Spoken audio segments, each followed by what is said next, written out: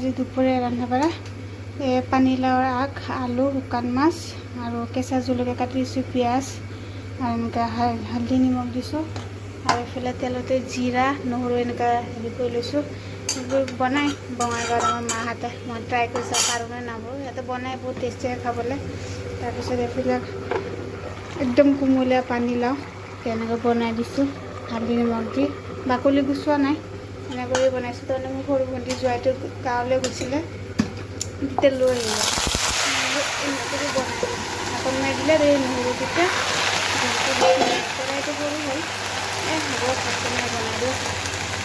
এইটো ল'ৰাবোৰৰ দিগদাৰ হ'ব অকণমান অকণমান যদি আকৌ দিওঁ আমাৰ গেছটো শেষ হৈ গৈছে তাতে ঘৰ মালিকে তাতে বনাব আহিছোঁ সেই ঘৰৰ বান্ধৱীটো একদম লোকেল ধনিয়া পাত দি পঠিয়াইছে ধুই ৰেডি কৰিছোঁ চাটনি বনাম আজি দুপৰীয়া ৰান্ধিব এয়া ইফালে দুইফালে বহাই দিছোঁ এয়া ধনিয়া পাতৰ চাটনি ৰেডি হৈ গ'ল এইফালে মোৰ বনোৱাও হৈ গ'ল শাক শুকান মাছ পানীলাওৰ আগ হৈ গ'ল ৰেডি এইফালে পানীলাওৰ চব্জি বনাইছোঁ হৈ গ'ল পানীলাওৰ আগ পানীলাওৰ চব্জি চব ৰেডি দুপৰীয়া হৈ গ'ল জেফাৰৰ কাম হৈ গ'ল আজি তাইক স্কুল পঠোৱা নাই কিবা এটা কামৰ কাৰণে নপঠালোঁ ৰন্ধা বঢ়া জলদি হৈ গ'ল এতিয়া গা পাটো ধুই লওঁ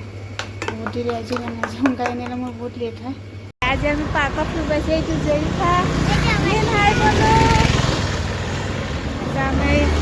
আমাৰ এটা ফ্ৰেণ্ড লগত লৈ আহিছে আহিম কৈ আছে লগত লৈ আহিলোঁ দেৰি হৈ গ'ল 4:30 কিন্তু নাহোঁ বুলি ভাবিছিলোঁ কিন্তু ঘপকৈ